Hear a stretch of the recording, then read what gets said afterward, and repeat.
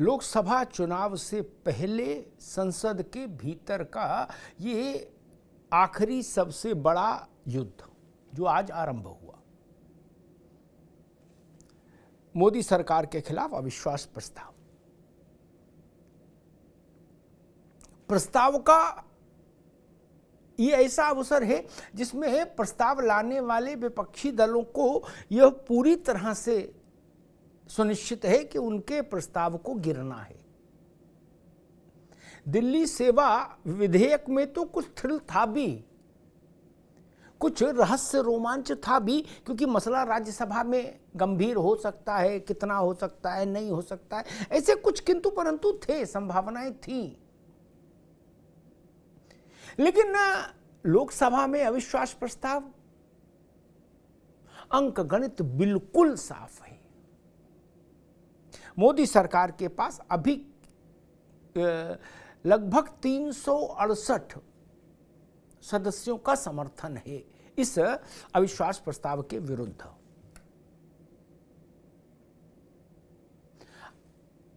Bahujan Samaj party के 10 सदस्य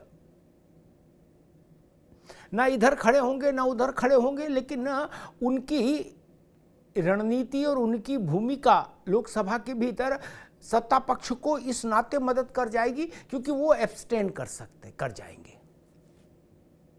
तो सोच लीजिए, नंबर का मसला नहीं, ये मसला है लोकसभा चुनाव के लिए एजेंडा सेट करने का। विपक्ष यहां से लोकसभा चुनाव के लिए एजेंडा सेट करना चाहता है। नरेंद्र मोदी की सरकार के खिलाफ एक चार्जशीट फ्रेम करना चाहता है और सत्तारूढ़ पक्ष, सत्ता शिविर इस मंच का उपयोग करना चाहता है विपक्ष के अंतर्विरोधों को उजागर करने के लिए, विपक्ष के वंशवाद को उजागर करने के लिए, भ्रष्टाचार को उजागर करने के लिए। और सबसे बड़ी बात, ये जो नया नामकरण हुआ है विपक्षी गठबंधन का, INDIA, इसको लेके प्रधानमंत्री मोदी से लेकर भाजपा के अन्य जो जितने भी वक्ता इसमें मैदान में उतरेंगे, वो सब ये स्थापित करने की कोशिश करेंगे कि ये गठबंधन अवसरवाद का गठबंधन है, भ्रष्टाचार का गठबंधन है, तुष्टीकरण का गठबंधन है। इसीलिए आज शायद प्रधानमंत्री ने इस गठबंधन को घमंडिया गठबंधन नाम दे दिया, और उनका इंडिया नहीं, ये घमंडिया है।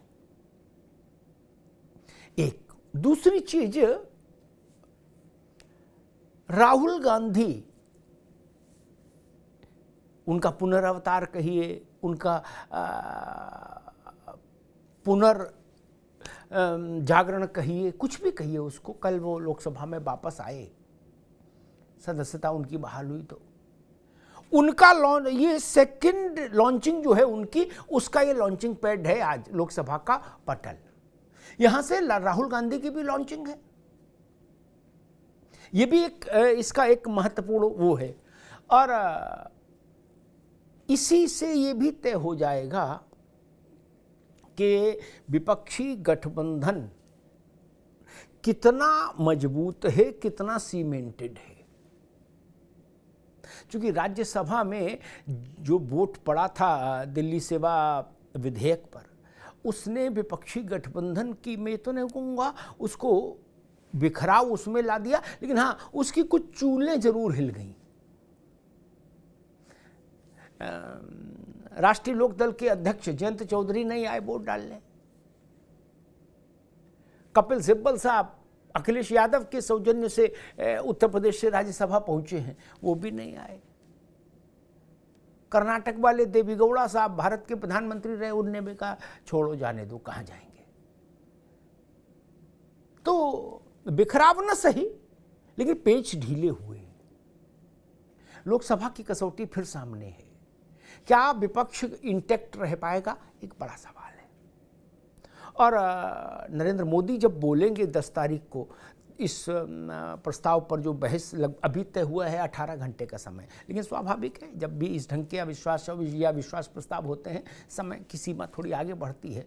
तो जब वो बोलेंगे 10 तारीख की शाम, तो वहां से वो सत्ता शिविर का प्रस्थान बिंदु हो तय कर देंगे कि भारतीय जनता पार्टी और ये 72 स्वरूप में कहिए तो एनडीए किन मुद्दों को लेकर लोकसभा चुनाव में जा रहा है।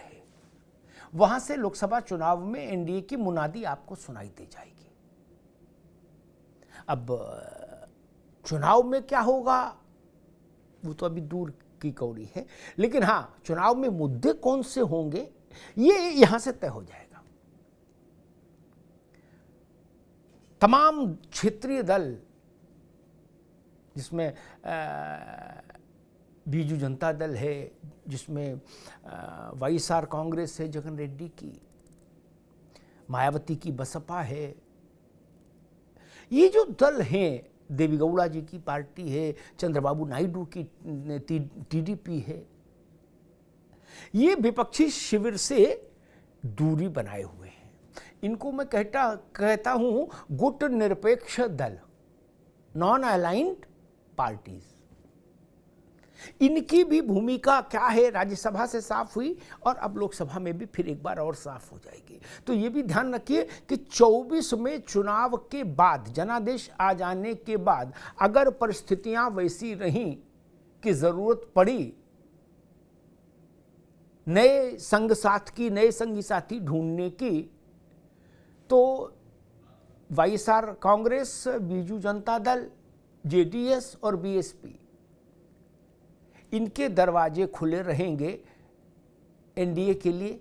ये भी एक संकेतक है जो राज्यसभा कल मिला राज्यसभा से, और अब यहाँ से समझ में आएगा और साफ उस पर रोशनी पड़ेगी लोकसभा से। ये ऐसा विश्वास प्रस्ताव जिसका भाग्य, जिसकी नियति सबको पता है, फिर भी सब ताल ठोक रहे हैं। क्यों ताल ठोक रहे हैं?